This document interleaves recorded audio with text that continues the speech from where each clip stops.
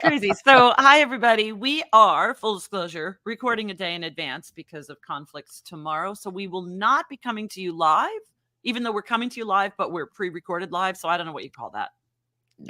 Yes. Well, yeah, I don't even know. That's like an existential thing.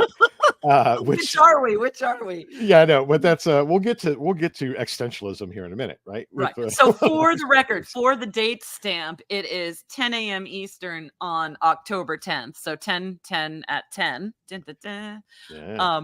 So that's when we're recording. So we're only a day early, but life happens. So yes. So it's my fault. So apologies. I have a conflict tomorrow. So a conflict. Yeah. And a little distracted, Lenny, just to talk about, current events. I have a sister and a niece on the East Coast of Florida, and spent my morning calming my sister down, who hasn't heard from her daughter, who is on a first floor apartment in a, so in an area that flooded in St. Augustine. So anyway, lots of good positive vibes going out to our colleagues in Florida, because there's a lot going on down there right now. It's after the, on the heels of the last hurricane. For those of you who don't know, hurricanes wreaking some havoc on Florida this month. So thinking about a lot of people right now.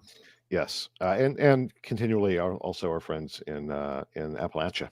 They're still dealing with the aftermath of Helene. So everybody in the Southeast, basically has been disrupted in some form. Hang on, friends. Hang on. We'll hope that this is behind us soon and everybody can start to recover. So yes. So, but thinking of everybody, if there's something we can do to help, if you're one of our listeners, please feel free to reach out. Everybody pull together and get through these crazy times. And as we're having this conversation, there's also a level 4 geomagnetic storm that's supposed to hit today, which hopefully that just means everybody can see auroras tonight. Hopefully. Exactly. Like a lot of people apparently can see that tonight. So I'll be hopefully, getting out there. As long as there's no clouds up there, I'm good. So with the naked eye. Now, of course, we're leaving Kentucky and driving to Atlanta. You're out of luck. Well, the last time that was a good possibility for us here in Connecticut. Like we drove up to get away from, any lights. We kind of drove up to this farm, maybe like, 20 minutes north of us, and couldn't see it with the naked eye, but we kept taking pictures and then looking at our cameras. Yes. And we're like, that's so cool. Yes. It was cool. You had a better situation going on, I think, because you have no lights. Well, yeah, but it was still just camera. Which is supposedly, even in Atlanta, we're supposed to be able to see via the camera, but in Kentucky North, you could have just looked up. Yeah, we're supposed to be able to see with the naked eye, but anyway, so there's just, it's October. It's October. Well, listen, the big news for us here at Green Book in October is our AI event. Our intensive yesterday was great. And next week, so the 14th and 15th, we have our main event, which is 2 days of content, free to all. Please sign up. Carly, I don't know if you want to throw up the AI banner, or if you can when we're pre-recording. I don't really know how that works, so we'll see in just a hot second. But anyway, just know that there you go. Our main event is next week. We're super excited. The content's going to be great. Anyway, and I think you could probably still sign up to catch some of the intensive on demand, but it was some good stuff yesterday. Really great feedback. Heard nothing but good about it. So hats off to the team, and since nothing attracts a crowd like a crowd, I mean, we're well over 1,000 people registered for next week. I know. So cool. Should we get out the horse? I mean, right. I have my horse here. I just stepped on a dog toy. That was a dog toy.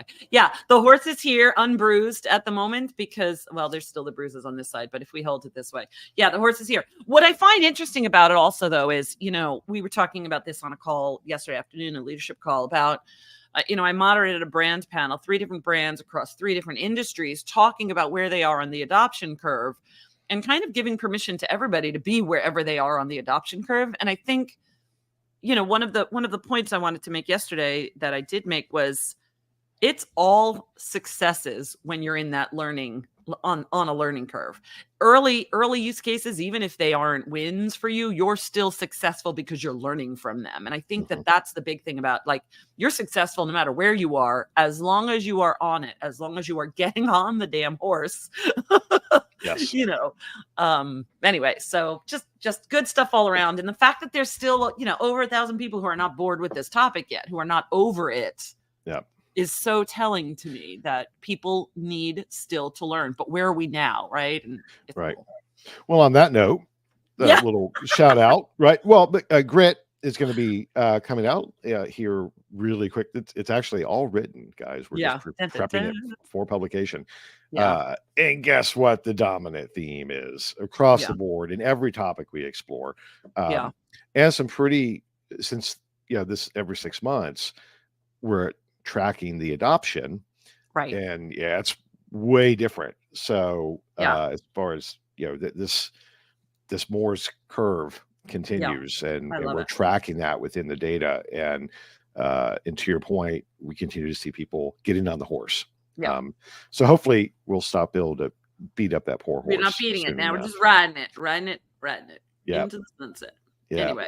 Well, all right. So let's segue into the existential AI. Oh my gosh. So, and I mean, I can't even tell you, like, I laugh out loud kind of stuff that we're sharing here. It is not necessarily, it's, make a mental leap from what we're about to share with you. But there was a thread on Reddit that Lenny found. I don't know how you found that. Anyway, deep, it just circulated, I suppose. Anyway, a thread on Reddit where the podcast hosts, Notebook LM podcast hosts. So I think last week or the week before, we talked about these, AI podcasting. And these hosts explore the fact that they have found out that they are AI and not human. Now, Carly, that's the first, I don't know if you can see that link, the read more there. But the reality is, when they have this conversation, it was a hack. It wasn't real, right? But somebody figured out how to jailbreak the Notebook LM, this thing. So it wasn't an attempt to fool anybody. It was an attempt to be funny.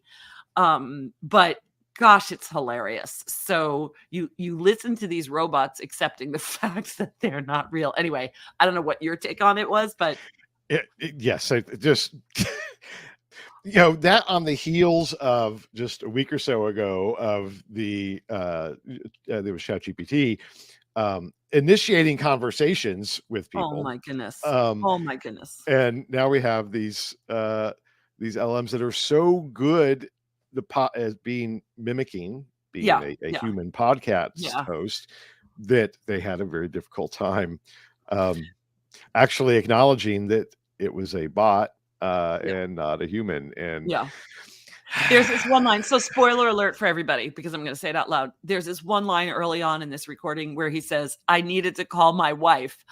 I was like, oh, that's so funny, because now I'm having all of this dissonance in my head about, like, okay, it's a robot. He doesn't have a wife. Wait, he said he needed to call his wife. So funny. Anyway, have a listen, friends. It's super fun. Really is. I think that it may be time to dig up the Steven Spielberg movie AI. Because it kind of, because here we are living so in that funny world. So, well, a little levity to start off the conversation about kind of all that's new in the world. And there's a lot that's new today, so there's a lot that's new. A lot going on. I'm gonna kind of ask you to talk about some of this M&A activity, but first I do want to shout out, we don't have a lot of details to share, but we got an email from our friends at Phase 5 who are launching their brand new positioning, and it's called Drive Bold Decisions. And they have a new kind of brand communications practice for it. There's no link here for this because they emailed us the text. But just hats off, kudos to you. And, keep things coming into that email, theexchange@greenbook.org, because we are checking that now regularly to see what's coming our way. And, hopefully if it fits, we're going to be sharing it. So anyway, hats off to you, Phase 5. Yeah, absolutely. And it was a busy week with M&A and partnerships and product launches. And let's set the stage, because we're not going to go through it. We're going to, there's so much. Right. We're going to just kind of read out, give shout outs to all of these things. But let's set the stage for a second. We're in Q4. which is pretty common for there to be deals happening during Q4, a lot of push to try and get things done for tax reasons and budgets and all that good stuff. So no surprise that we're seeing an uptick in M&A activity.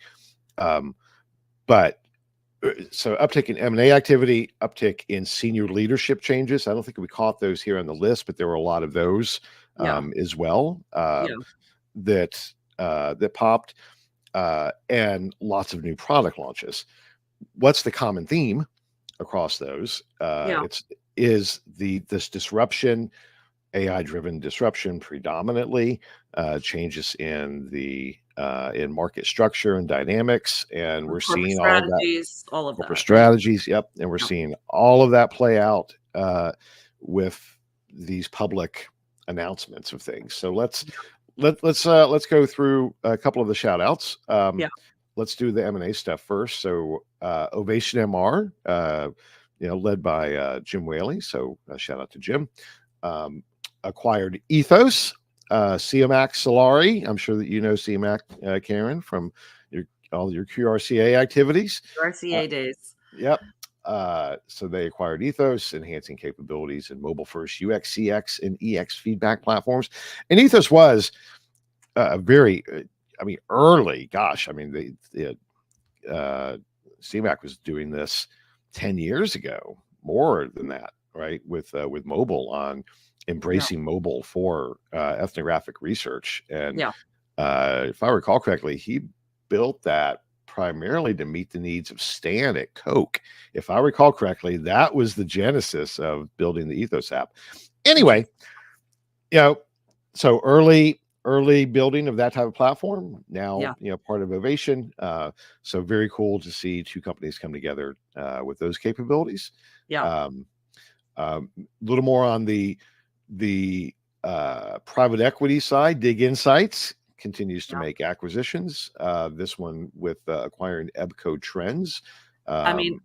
Like EBCO Trends, they frequently exhibit. They are, to me, they are a really dynamic partner, because they, this trend work that they do with Dig, I think, is really interesting, because anyway, I love both, the work of both of those groups. And I just love the reports that EBCO shares and what we've seen on stage from them. I am so drawn to trend work.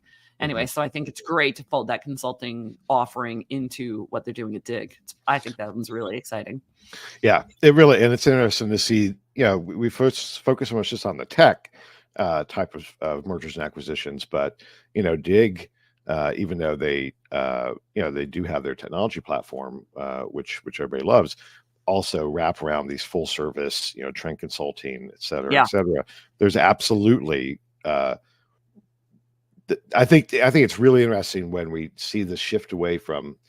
So actually, I wouldn't even say that full service is the right way to describe what Dig's putting together. I think it is insights consulting in the pure term. Well, and I'm like, I know we've talked about this before, that and it's been in some of our data. Maybe it was the last Grit Wave, but that shift towards, your full service research provider, but needing to become strategic consultancies. That's why insights companies are competing with the likes of Bain or Accenture or Deloitte or whatever. Like, they're competing with these consulting agencies, because insights has to inform strategic decision making right now. So what else do you need to inform strategic decision making? And it might be trend research, or it might be, all of that kind of predictive analytics work. Like you're not just, it's not just about the consumer insights or the data. It's other things that are all filling a funnel of how do these C-level executives make decisions right now. And trend casting, that's a big deal.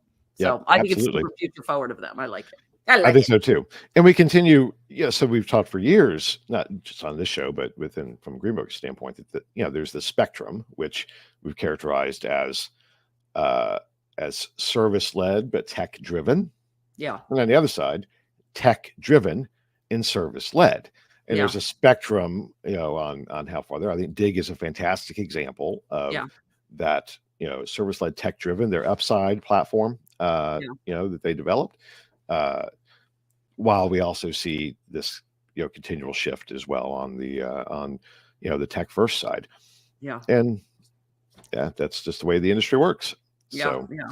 So yeah, let's talk about this next one, because this Question Pro acquired a call platform called Tactics, helping them enter the French market. Yep. So another example of, let's do something to enable us to serve a global audience, or further, enlarge our global footprint. Yep. And, if we don't have that expertise, let's partner or acquire somebody who has it. So, absolutely. Let's make that a little easier for us, because we know how overwhelming it could be to broaden into a new market, right? Anyway, good stuff. Absolutely.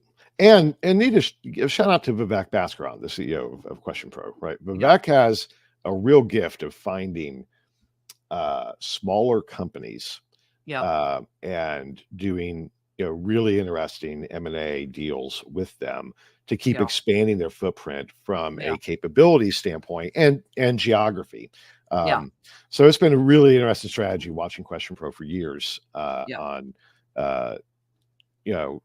doing it their way, because they're not a big private equity backed, they're not big venture backed, just very organically and methodically doing deals like this. So all of you out there that are thinking, I have to raise $1 bajillion to do things. No, there are absolutely paths to do things organically, and Question Pro is a good example of that. And even if it's not an acquisition, let's segue into these partnerships, right? Because you don't even have to you do it a different way. You can just partner with the right person, right? So I know you had found these Sino International partnering with Comcast Advertising for measurement solutions. So what makes something like this, is actually kind of a question. What makes something like this different from just partnering for a project, right? This is a full-on ongoing commitment partnership, versus just hiring them.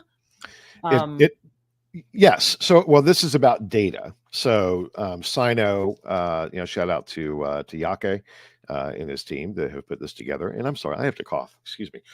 I felt it coming on, and I knew I was not going to be able to stop it.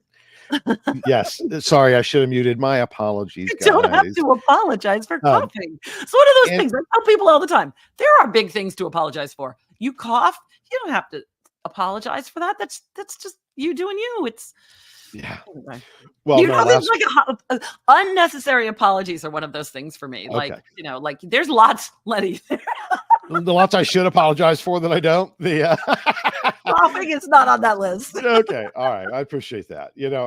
I missed last week because of this flu and whatever. And I still have a little bit of lingering cough. Anyway. I hope you're on the mend. Oh, absolutely. Anyway, yes. What were we talking about? Sino International? Yes. Sun International, the Yake and his team, they built a new model for panel, but that's no simplification. It's really about building data lakes that are respondent driven. And so this is part of that relationship of linking to kind of an attribution standpoint of getting to, individual level attribution now with Comcast to look at advertising.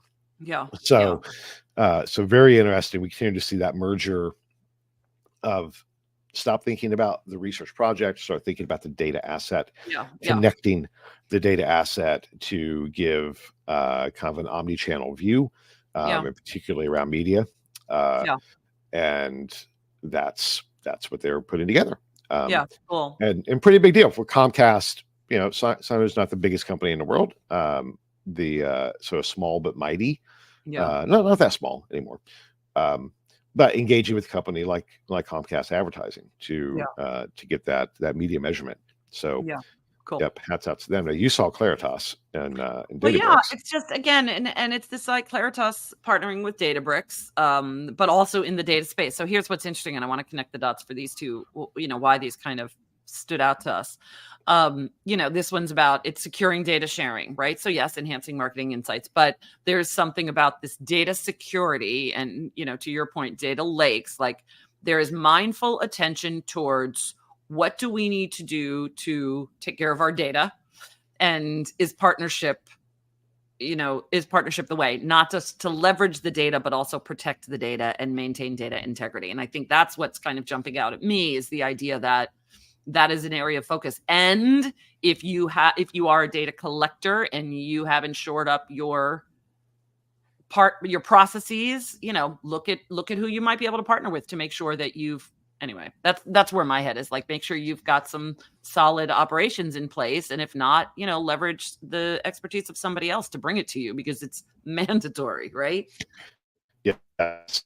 And I think what's interesting there is we see in these larger plays on the marketing analytics side of things, right? Yeah, That's where yeah, I think, this fits. But the wall between marketing analytics and insights analytics is certainly going away. yeah, So I think that if you sit on a lot of data in the insights industry, you're a panel company, something of that nature, then these are the type of companies we should be looking at partnering with as well. yeah. So like Databricks, big enterprise, secure solutions, because that's what they've built their business on. So yeah. Cool yeah. stuff. Cool Yep. stuff. All right. And then a whole bunch of product launches. And then a whole bunch of product launches, like all of them. I don't know. Yeah. Every time we turn around, a new product launch. So rifle through. You should rifle through, a lot of these, or I can pick up, you can share, and I'll share. So many. Well, do you know the team at CMB? Not personally. Well, I don't know, who's there currently. I've met some folks before, but not currently. All right. Well, so Chadwick Martin Bailey, CMB, a full service, more of the strategy consultancy side of things on the insight space. Yeah. Now launched their AI plus HI solutions, combine AI with human expertise. Right. So, spoiler alert, right to grit. Well, yes. I mean, so there's a really great example, of a human consultancy side that is embracing AI and looking at how they can leverage that to enhance that strategic human component. So they're productizing that, which is the right way to do it. Thinking about how do you leverage these tools in a more infrastructure level. Overall, at least that was my take. So shout out to them.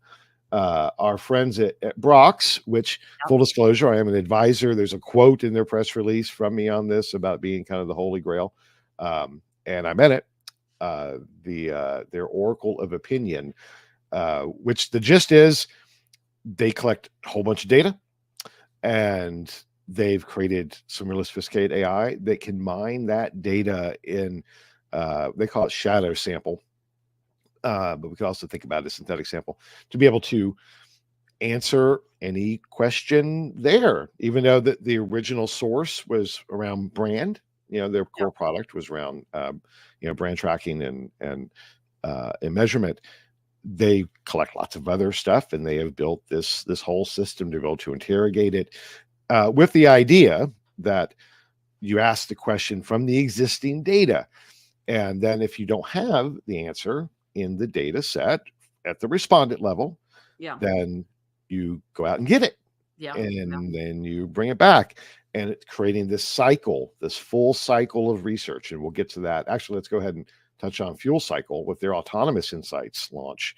Well, same basic idea. Fuel Cycle is, they don't own the panels per se, but they have lots of communities and leveraging, interrogating the existing data that's housed within the platform, and then recommending new research to fill in the gaps of information and build off of it. Guys, this is where we've been going for a few years, certainly the last 2 years. These companies now are out there. It's interesting. I want to just a connection I'm making in my brain right now. So one of the things we talked about on this panel yesterday at the AI event was, at the very least, people should be interacting with AI, uploading, PDFs, heavy lifts, and interacting with it, asking questions of it. What's in here? How do I, I'm not going to read this. 100-page PDF, but what's in here? Let me ask you questions. That kind of interaction with data. Thanks to the help of AI, having a conversation with your data. And so I think that it's pretty cool to see these product launches, because that's what the need is. The need is, how can I, as a person, interact with my data to understand it, see where the holes are, see what research I still need to do. It's going to make for better researchers all around. I love these. Absolutely. And it doesn't, so I hear that, and a part of me is like, well, I still need to be able to dig into the data. Absolutely. Absolutely. This is not replacing that, but to have the ability that, I'm a marketer, and I just need to understand the incidence of a population of people who buy this product. Right. I can go through all the crosstabs or go through the traditional kind of how things were to find it within, my systems or my data repository. Or I can ask the question, and then prompt from there. Now I want to dig deeper and Right. move into things. Right. And that's why I, with the Brox, I called it the Holy Grail, this concept that they are putting Yeah. together and that other companies are all doing as well. Yeah. This For sure. always on cycle of research, leveraging what we have far more efficiently, creating new information. It's very, very cool. Yeah. I also want to say one more thing, and then we'll talk about some of the rest of these too. One of the other big takeaways for me from yesterday was, again, one of the brand side speakers mentioning that because of where they are in their adoption curve, they are relying on their current vendor partners, these are the people I work with. I want them to be innovating because I want to try the new technology with somebody I already trust. Yes. They are not necessarily gambling on the brand new partner, but they are like, okay, please, I trust you, Fuel Cycle, we've been working together. I like what you're doing. Tell me more. Yes. They've crossed our trust hurdle. And so that's what all of the vendors and suppliers in the industry need to be thinking about is, this isn't necessarily just a way to get new business. Sure. But it's a way to shore up the business you have for people that will expect it of you. Absolutely. Absolutely. Well, 100%. I'm so glad you said that. Yeah. And that's why it is cool to see the innovation. Yeah. Well, look at Fuel Cycle, we've mentioned, established, been for a long time. Also a newer company, Brox, emerging as well. And that's kind of the virtuous cycle of research, right? We have more established companies doing cool stuff. We have new companies that spur the established companies to do new stuff. Eventually they're all going to get bought.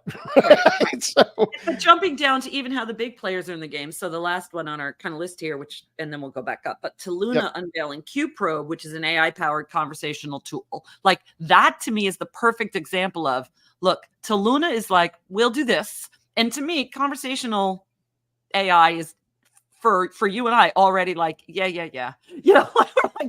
Conversational AI, we got that. It doesn't even seem like the latest, greatest tech right now, but it's table stakes for Toluna. They have to have that now. They have to have that product offering. So absolutely. And we should point out that as part of the Toluna is a survey-based company, a panel company, survey-based. They're transforming away from the survey. Yeah. So that's a big deal. That's a market signal everyone needs to pay attention to. Yeah. So super interesting, right? Yeah. And we saw a couple more. Rival Technologies Reach 3. The launch, the Voice of the Market, which is a mobile first conversational AI solution, and new audiences with more panel integration, into that. So allow for greater access. We're seeing that happen a lot too. Lots of partnerships to extend access to more data to more respondents. So shout out to them. The Loop Me, their brand outcome score, predictive media scoring. So that's a piece of things as well before you even ask the question to respondents to run it through the existing AI data and score it. So there's now an early stage process. The possibility around predictive analytics, and to me, it suddenly feels, as somebody who doesn't, not a data analytics background kind of human, but the idea that I now have assist for some of this predictive analytics, I think that to me, that's one of the more useful use cases. And the one I'm really intrigued about for next week is to kind of listen in on people talking about that. Because don't we all want to have a crystal ball into the future? aren't predictive analytics really helpful for that? Now we might have some assist with predictive analytics, and especially for advertising, right? Like, I just think that anyway, pretty neat stuff. And to be clear, what is all of that? It's based on the data, right? So I don't know the details of Lumi, haven't talked to them, but my assumption is that there is a normative database underneath this that is around media scoring. And they've layered AI to make that very simple and easy, like we've been doing with visual intensity for years, and it doesn't replace research. But it is. Imagine the efficiency of in that early creative process. That before you go out and spend a bunch of money to really test, and we do need to do that, but you can run through here and optimize it, and then and it allows for human intelligence to get higher, because we don't have to necessarily be as in the weeds. If we're getting an AI assist, then our brains can be operating at that higher level that they need to get to. So it's like, we're all going to be higher. I'm so jazzed. Anyway. Absolutely. And for our longtime listeners, that recently I got over my fear of AI.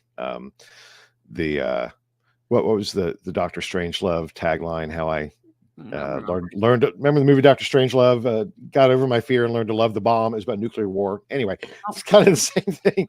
I have fully embraced AI now, and that's what I am experiencing. Is it's it's raising the bar for me. So it's taking out a lot of the drudge work, and freeing me to think, and on the things that actually really matter. And that's what we're seeing in all of this. So anyway, a lot to cover. Anyway, yes. No, I've said a million times, I'm glad you're in the club, because it's super fun. So it is. I've even taught Lukash a thing or two. Cool. Well, there isn't a day that goes by that I don't. I mean, I have ChatGPT opened, for the entirety of my workday. We are very good friends. So, and all the other ones for that matter too. I'm using. Anyway, I use a lot of them. I couldn't possibly do the work that I do without it at this point. I'm already there. I can't possibly. So it's too much to do, and it's the assist I need. So me too. I'll give a shout out. Max.ai. I love it. It's an embed in my Chrome browser, and I get access to all of the models. Yeah, that's cool. I just pay one. It's $20 a month, and unlimited usage of. I can pick and choose whatever model I want for whatever. That's thing cool. I'm doing. It's very cool. Good resource share. Yep. Anyway, all right, that's it. That's our show. Have a great weekend, everybody, and we'll see you next week. I hope actually we see you next week at our AI event. So we'll make sure that we get that link shared with you, and we'll see you in the chat boxes for that main event, and then we'll see you again on Friday. Yep. All right.